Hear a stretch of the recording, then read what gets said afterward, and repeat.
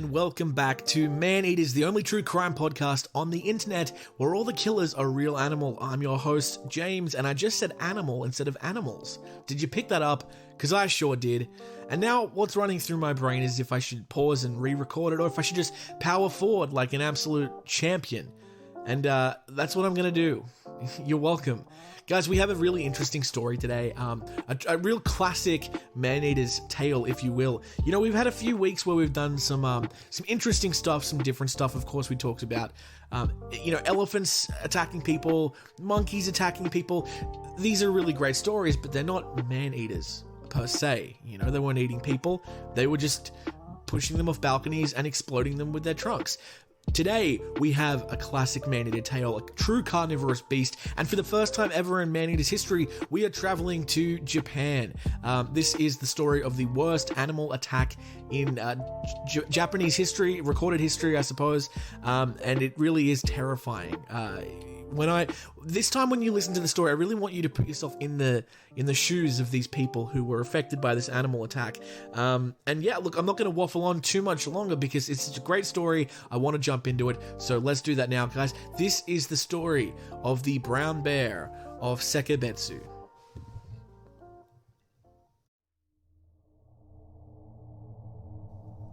Our story takes place in a beautiful but remote village in the north of Japan, known as Sankebetsu. Here, the summers are extremely hot and the winters are brutally cold. However, the natural beauty of the mountains makes living in this area very worth it. In the early 20th century, something worse than climate struck the people in the village. Sankebetsu would become the location of the worst animal attack in Japanese history. The carnage resulted in the deaths of 7 people and the injury of 3 others. After coming up early from winter hibernation, the perpetrator, a gigantic brown bear, attacked a number of homes over the course of 5 days. On the northern Japanese island of Hokkaido, the Ussuri subspecies of brown bear can be found. They had previously been discovered on Honshu, the largest island, but were pushed to extinction some 15,000 years ago, at the conclusion of the last glacial period. Populations can still be found in China, Russia, and Korea. The Ussuri is a huge subspecies of brown bear, with the largest individuals rivaling the size of the Kodiak, the largest brown bear subspecies. Bears have a fearsome reputation amongst the Japanese people as man-eaters. While the Sankebetsu tragedy contributed significantly to the spread of this dread, it is not without its foundation. 141 people were killed and 300 were injured in bear attacks on Hokkaido in the first half of the 20th century. Since 1962, there have been 86 attacks that have resulted in 33 deaths. When the enormous male brown bear that was subsequently responsible for the deaths reached a farm in Sankebetsu in mid-November 1915, it was the first time it had ever been seen by the villagers. While the bear's sudden appearance shocked the Akita family and scared their horse, the bear eventually left after eating harvested corn. After the bear resurfaced near the property, on November 20th, the family's patriarch enlisted the help of his son and 2 Mathagi, specialized winter hunters with bear-killing experience. The 4 men fired upon the bear with rifles when it returned to the farmstead 10 days later, injuring it. Despite following the animal's path to Mount Onishika and noticing multiple bloodstains indicating the animal had been hurt by their shots, they were forced to turn back due to a snowstorm. The men came to a conclusion that the bear would have developed a fear of humans as a result of his injuries and would no longer approach human settlements. A little more than a week later, the men would find out just how wrong they were. The bear broke into the Otta family home in the middle of the morning on December 9th, 1915. While her husband toiled in the fields, a woman named Abe Mayu babysat an infant inside. The bear attacked the couple and bit the baby on the skull, killing it instantly. Mayu was overpowered and carried off into the forest despite her attempts to defend herself by hurling firewood. When her husband returned home, he discovered his wife had vanished and enormous puddles of blood had formed on the floor. He also discovered the mangled remains of the baby. The next morning, a search party of about 30 people was assembled to track down the bear and recover Mayu's remains. The soldiers sighted the animal a little distance from the Otta family farm and fired 5 rifle bullets at it. Only one bullet found its intended target, causing the bear to flee. Mayu's remains were discovered buried in the snow at the base of a fir tree after the men searched the area.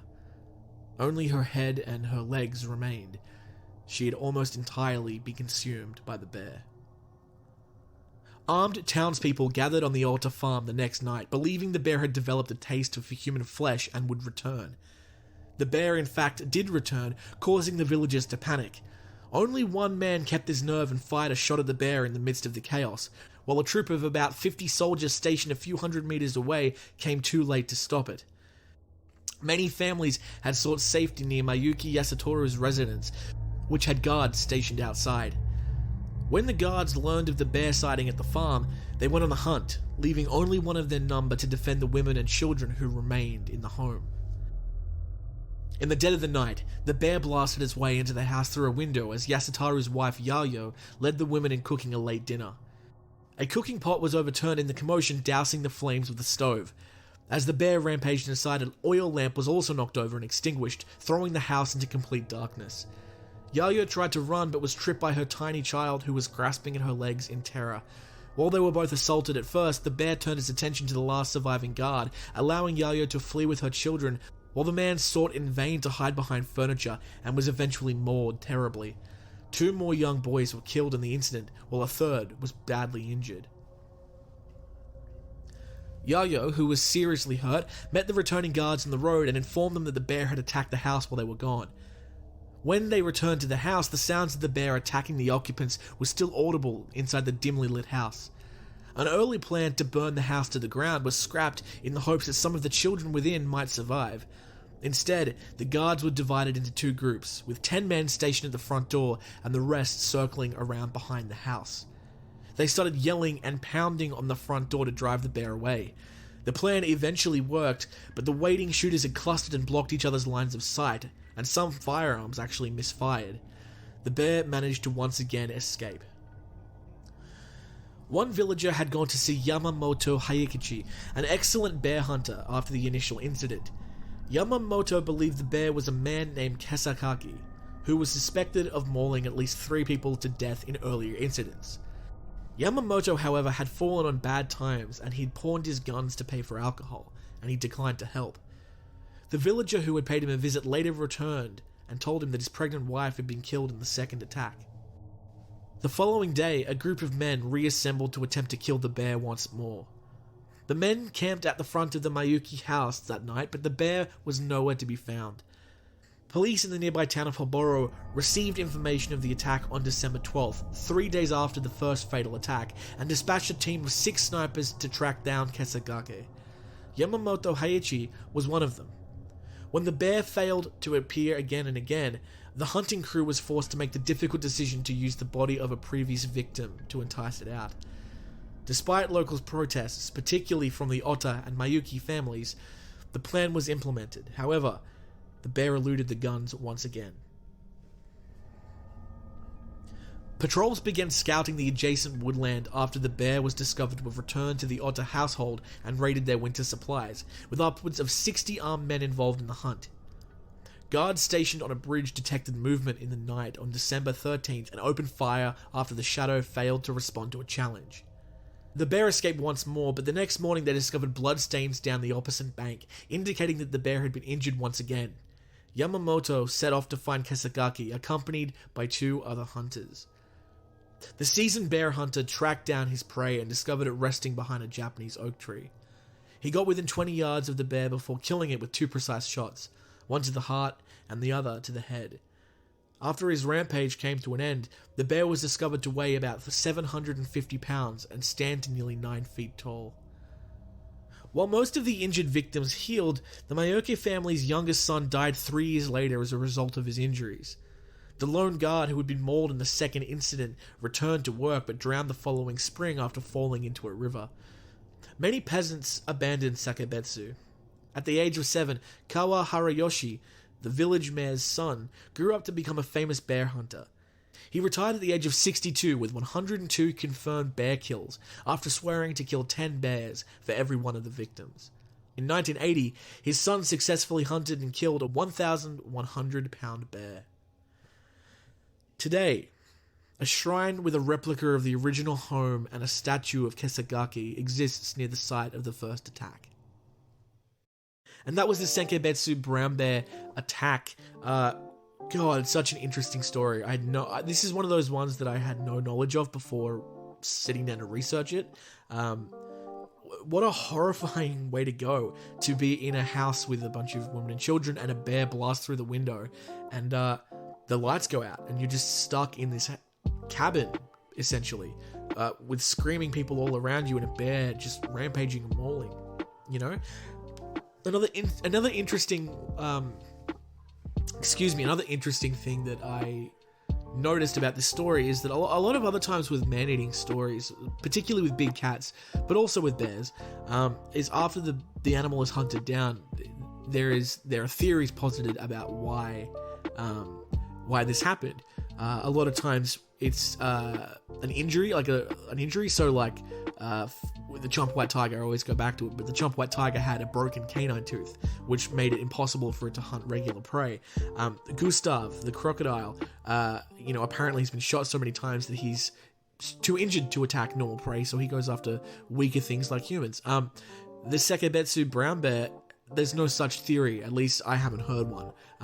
It seemed to be in perfect health. I mean, it weighed 750 pounds and was nearly 9 feet tall. That's a massive bear, and it seemed to be quite healthy. It would have to be quite healthy to keep escaping from these ambushes and taking all this gunfire. The only theory sort of mentioned in this story is Yamamoto, who believed the bear was named Kesagake and was, a previous bear. And I think that he mentioned that he believed the bear to be like the reincarnated spirit of a man in the area as well. The translation, I think, in that part might have been a little bit lost, but that's kind of how I read that, is that he believed the bear was literally the spirit of a man who would come back to take revenge on the villagers of Sankebetsu. I don't know what they did wrong. But anyway, that was the story. I hope you not enjoyed it, but I hope you learned a lot. As I've said many times, I think bears are one of the least fun ways to go. They fully will tear you apart without killing you. That poor woman who was just left with her head and legs. We learned this in the God, what was it? There was the Treadwell story. The Treadwell story. I think it was the second or third episode we did. Bears don't kill you quickly, man. They take their time. And there's another story, which we'll probably touch on another time. There's this Russian woman who, there's actually there's audio. There's audio of her phoning her mum as a bear is eating her alive, and she's talking to her mum saying, "There is a bear, it's eating me alive, it hurts so much, please help." And the phone call goes on for minutes. It's harrowing and it's awful. So bears are not kind animals when they do attack, but they've evolved to be that way, man. They're powerful as hell. I'm starting to sound like Joe Rogan frothing over bears, and that's the last thing any of us need. So let's move on quickly to our newest segment, the Scratch of the Day. No interstitial there. Maybe we'll make one. I don't know. What do you think? We'll go Scratch of the Day, and they'll be wow, and then scratch noises. I don't know. If you want to make one, make it and send it to me. Knock and Run Podcast. Oh my God. I'm getting mixed up with my podcasts. Send it to me, maneaterspodcast@gmail.com. We are talking about animal tax, animal confrontation in the news this week. Our first story, the headline is Fox News. That's going to be a pun. Wait for it. Capitol Police catch mammal accused of attacking congressman. Here's the story. U.S. Capitol Police have apprehended an aggressive suspect accused of attacking a congressman and perhaps others. The alleged assailant? An unusually bold fox. Earlier in the day, police had warned of fox encounters in the area and said they were working to trap and relocate the animal. For your safety, please do not approach any foxes, police tweeted. A spokesperson for the Capitol Police told NPR there had been reports of several bites and that a fox had been spotted on Monday around the Senate office buildings.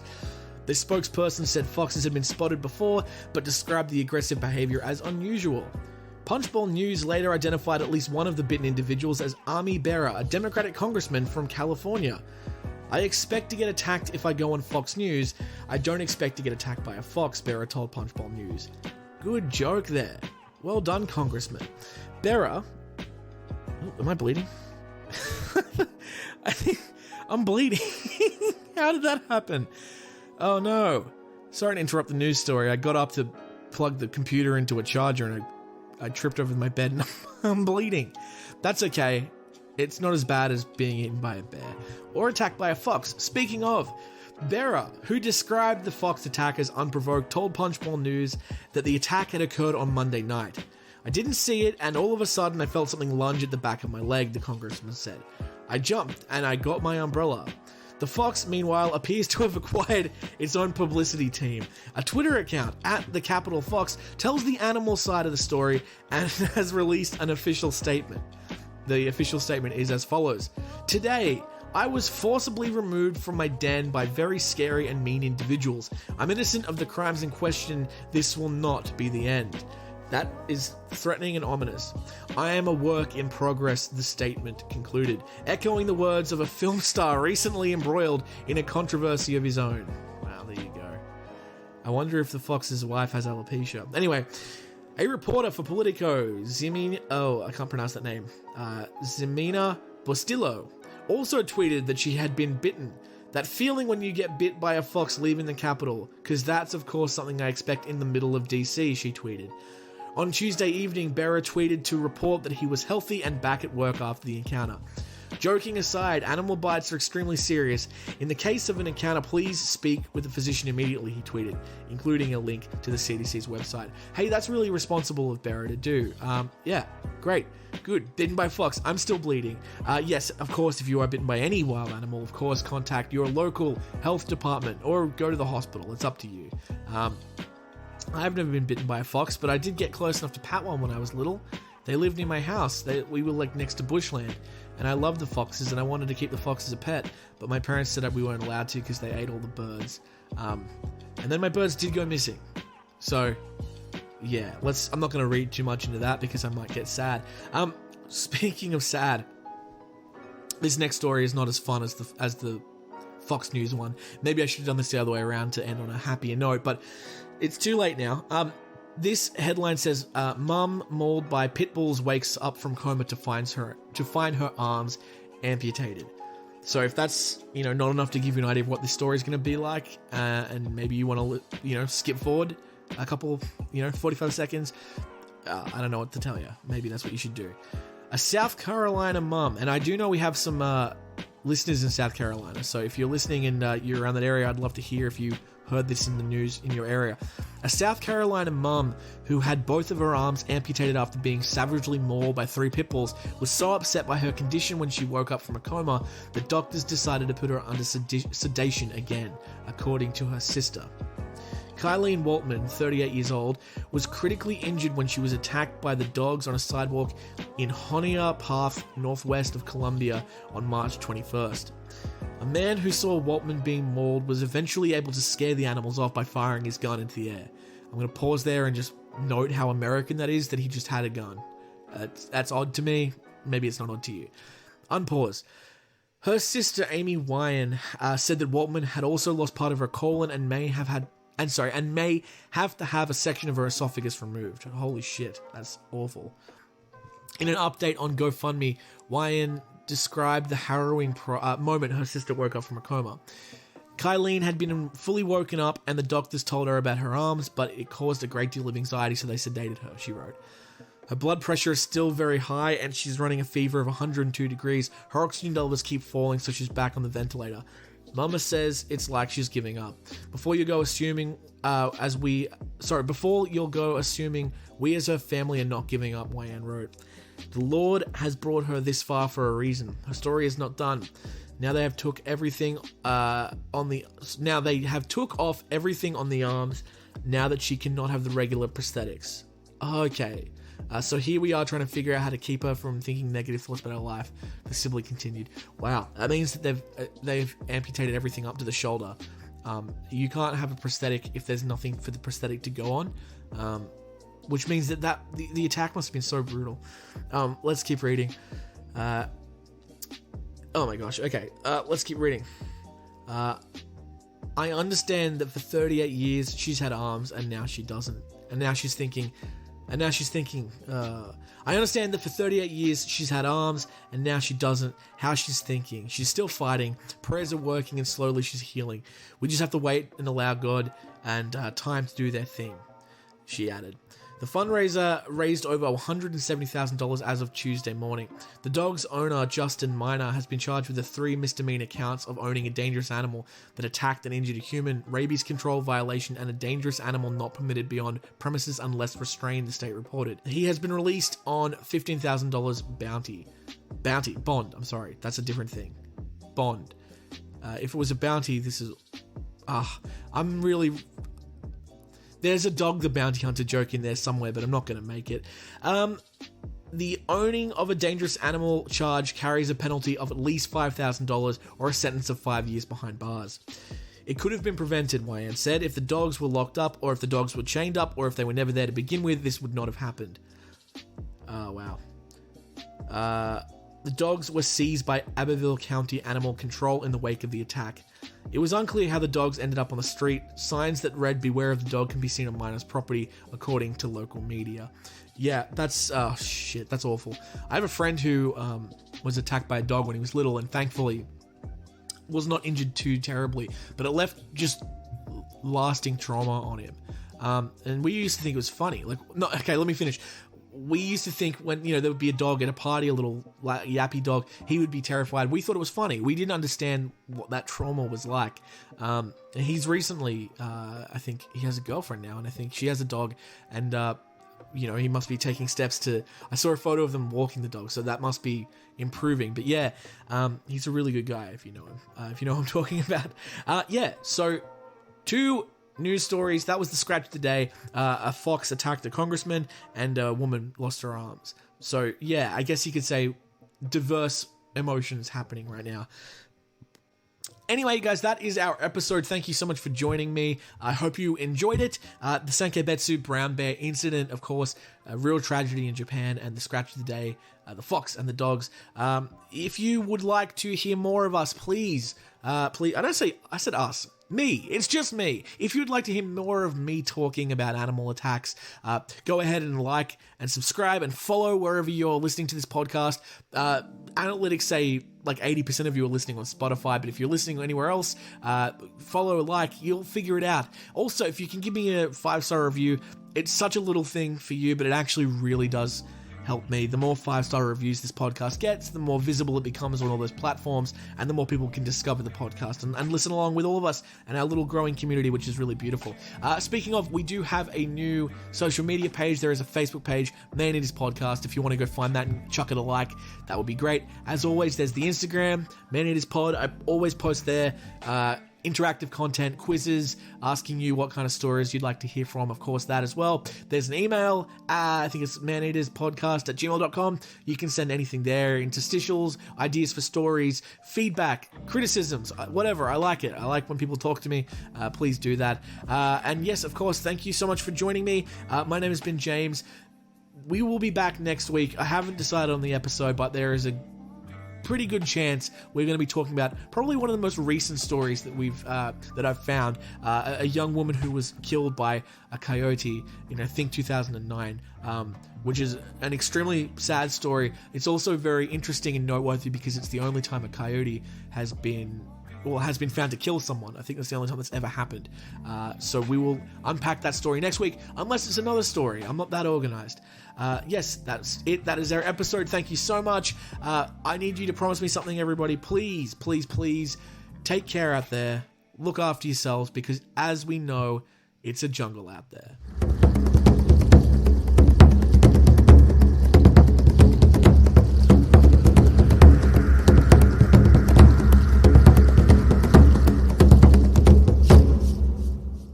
Hey everyone, James here again. I just want to let you know that I have a show coming up in Newcastle. It's unrelated to this podcast, but it's a lot of fun. I know a lot of you don't live around Newcastle. A lot of you are from America and from India. But in case you are around, the show is called Puffs, and it's basically a Harry Potter parody. It's absolutely hilarious. There are some amazing actors and comedians in the cast, so it's definitely worth a look. Tickets are available at verypopulartheatreco.com.au. I really hope to see you there. And yeah, go puff yourself.